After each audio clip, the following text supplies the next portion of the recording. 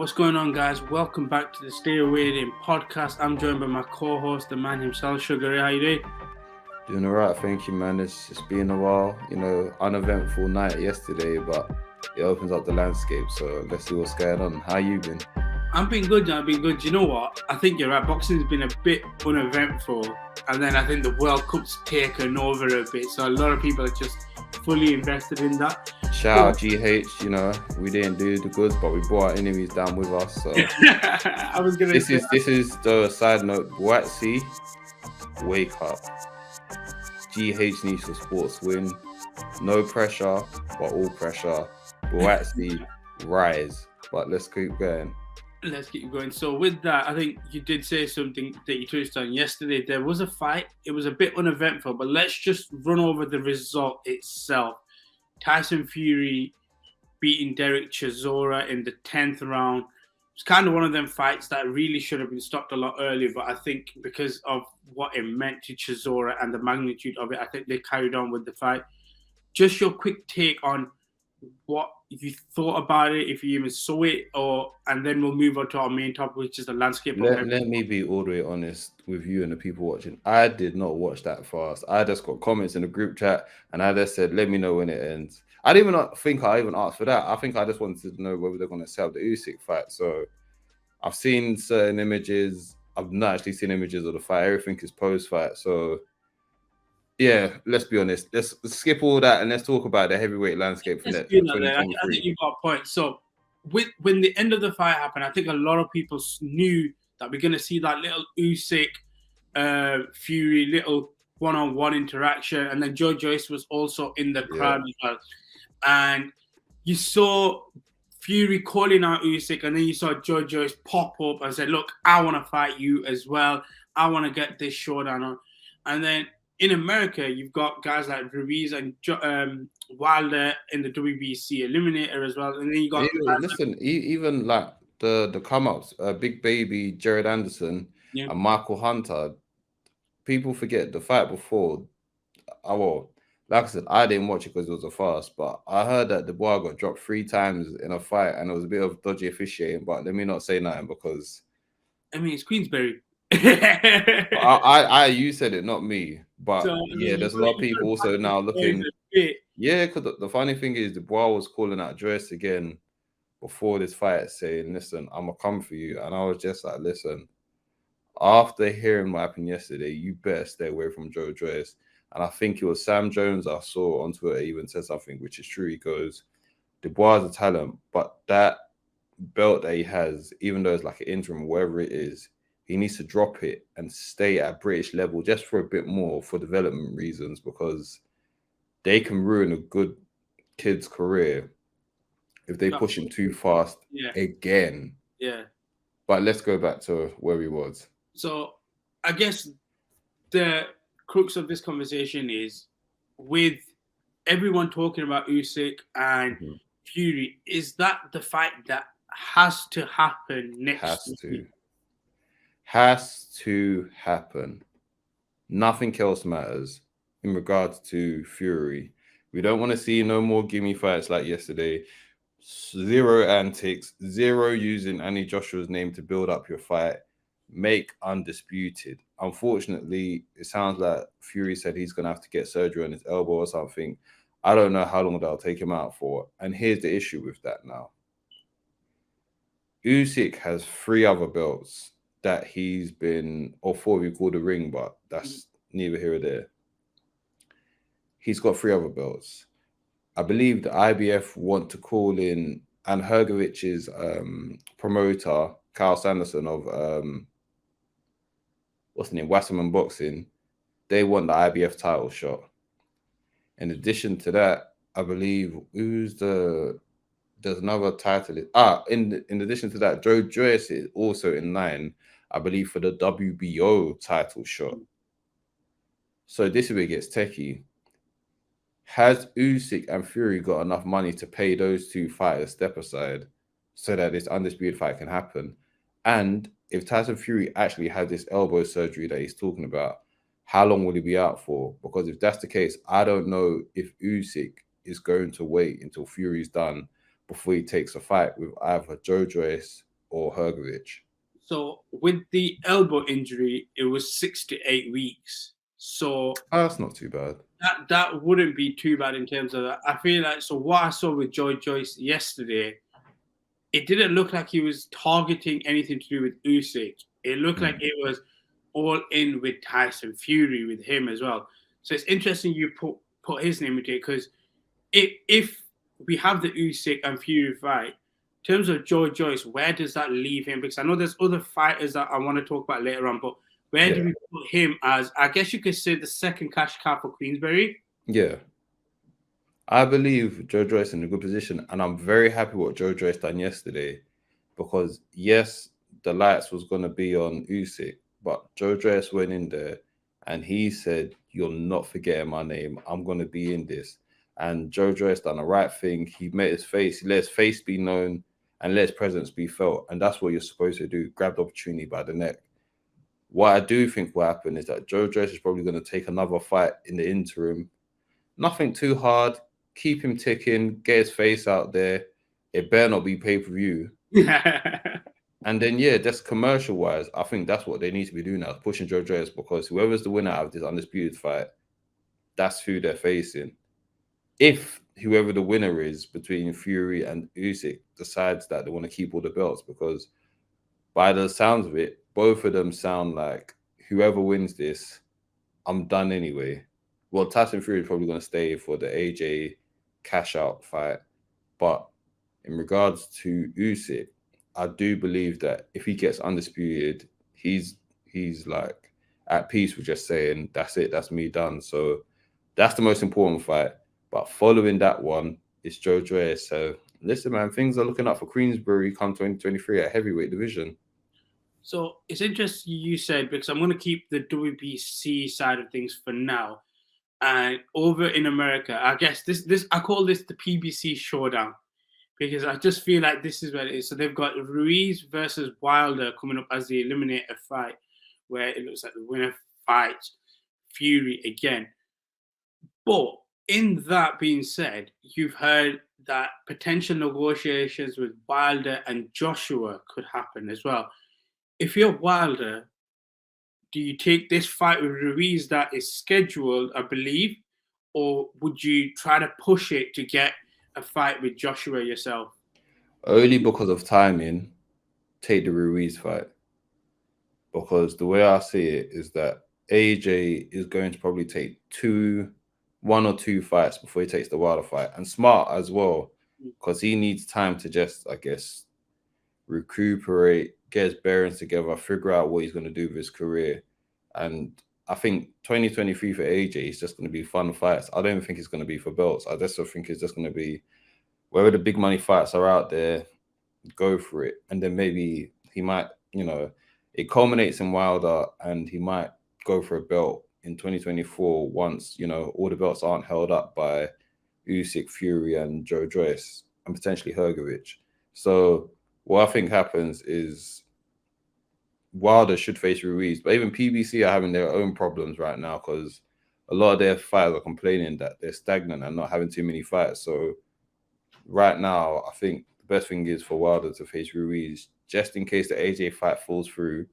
You at least know you got a WBC title shot. But I'm saying this like it's a definite that Wilder beats Ruiz.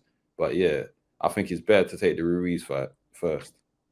And then let's stay on Joshua then, because I think we can say he's the cash cow. However, I'm going to say something that sounds a bit controversial now. Mm-hmm. I think the conversation we had about Fury not being able to put bums on seats, based on what he's able to do in his last two fights, I think it shows he can do. Would you agree with that or not? Yes and no. I think attendance-wise, I was shocked. Apparently, the stadium was looking quite decent attendance-wise. So I'll give it to Fury for that. Kudos to him for that. I can't take any credit away from that. However, if you want to put bums in seats and commercially get money in, AJ is the guy, point blank, period. No one is talking to him when it comes to sales. So I think, yes, credit to Fury. He's become someone that can pack out bigger venues, and kudos to him. But if we're talking attendance and gate and pay-per-view, no one's touching AJ, because it's similar to Tank in the States, where they say wherever Tank goes, he sells out the arena. However, when it comes to pay-per-view, Tank still isn't, he's not made that crossover point yet. He can do, well, obviously he got potential Ryan Garcia, Gervonta Davis. He can do, but he's not there. And I think that's where Fury is. So, but it's like brackets. One part of the bracket is near the top, you got Tyson Fury and Usyk to become king. That's top of the bracket. Then below that bracket is Joyce, Hrgovic, who are waiting for their title shots. Then on the other side of the bracket, obviously you got Ruiz versus Wilder, and then it's like the branch goes up, and then on the side branch you got AJ. So it'll be interesting to see how it all culminates. So let's talk ages 2023 then. It looks like the fight that seems to be on the cards is Dillian Whyte again, potentially. As you were saying, it looks like it's fights that are not going to be for the title, but fights that can hold a bit of value. Is Dillian Whyte, I guess, the perfect name for him to get up and running again? And not his heavyweight career, but just rebuilding that 2 to 3 wins again for him. And to absolutely. I think the best thing is, I think the rumored opponent he's going to have is Zhang, who many people debated beat Hrgovic last. So they might do that fight, AJ versus Zhang. Just another, nice fun fight. Makes AJ look good. Hopefully he does. Then, obviously, you've got the Dillian Whyte fight, which I compare the Dillian Whyte fight to the Fury versus Chisora. It's just give Dillian Whyte his final big payday. He's been a service to boxing. He's overachieved, and I don't say that in an insulting way. I say that as an achievement, because for somebody who didn't have, the vast amateur experience, for someone who wasn't the big commercial guy when he first came out, looked rough among the edges, this guy has carved away by fire or by force to make himself heard and a UK commodity. So credit to him, but he's looked past it. So guess what? For him, I'd be happy the same way Chisora got that final big payout versus Fury. Also give that to Dillian Whyte versus AJ.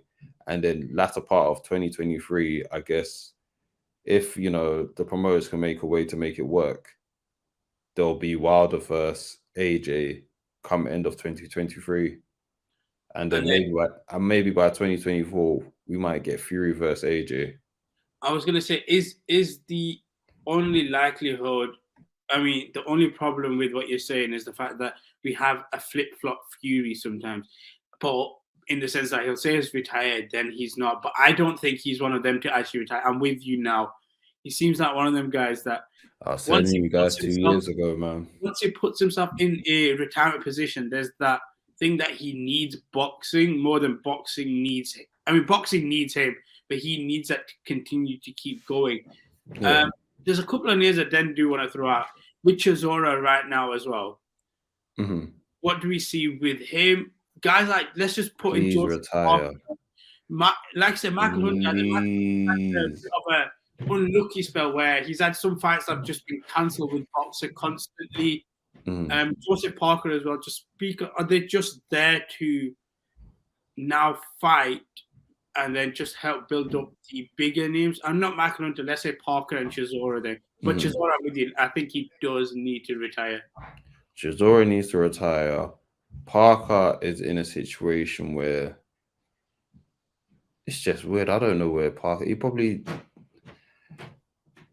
in a precarious situation because he might be used by a boxer to prop up other big heavyweights. And maybe it's a case of if he's cool with that, then fine. But I don't think he's the cash cow for boxer to, be building with him. However, he might just see it as, if you're going to use me as that guy to build up your heavyweights, get me paid for it. So obviously, Box has Fraser Campbell. They also do work with top ranks. So they got Big Baby Jared and Anderson and Michael Hunter. So Joseph Parker might just say, do you know what, if you want to build up them stars, give me a nice bag to do it. The same way Chisora was just like, if I'm going to lose, give me big money for it. So I think that's where Joseph Parker is, because he's definitely in the twilight of his career. And especially after the match he had with Joe Joyce, he hasn't got that much time left, and you can't keep on taking too many beatings like that. And who was other people you mentioned, sorry? No, they were the three. Just them two, yeah. So I think that's where Chisora needs to retire. And you've got your big payday. Oh, I hope so. Anyway, I hope his team paid him up well financially. And yeah, Joseph Parker, similar situation. Go get your bag and leave. And then Dillian White's in that same class as well, because he arguably lost last week. So go get an AJ fight, and then maybe do a farewell against an easier opponent and call it a day, because your health ain't worth the risk of constantly taking beats. So let's just wrap up with, I'm going to say, with what you want to happen in 2023, and then what you expect to happen. So I'm going to throw the names out. Fury and Usyk, what do you expect to happen versus what you want to happen? What I expect to happen is I don't know, because Fury is such a live wire and you just don't know. What I'd want to happen is midway through, by is it August, September? No, that's way too long. Hopefully by midway next year, because if he gets this elbow surgery, let's say early beginning of December, let's say he gets it this month, they need 2 months to recover. So you got January, February for that. Then March, April, potentially just for training camp or just for training. And then May, June, so halfway through the year, max. Hopefully we get this fight. So maybe June time. That's what I'd want. Undisputed by June. And then if you get undisputed by June, then, you know, latter part of the year, you can maybe get Joe Joyce first, the winner of them lot. Or if the belts scatter because they retire, I just want Joe Joyce. Yeah, so I want them to have their undisputed fight midway through the year. And by end of the year, I just want Joe Joyce to get his title shot.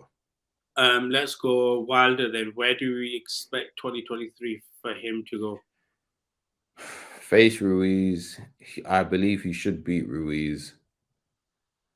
And then hopefully they make the AJ vs Wilder fight end of year if the stars align and, you know, egos get out of the way to make the fight happen. And then Joshua as well. Are we expecting Joshua to be in a position where we see 3-fight Joshua this year? I would hope so. I think I want him to get that fight against Zhang early first quarter, then Dillian White midway through the year, and then, you know, last quarter, latter part 2023, for him to be in a big fight with either Wilder or even potentially, listen, depending on how things go, you could get AJ versus Tyson Fury 2024.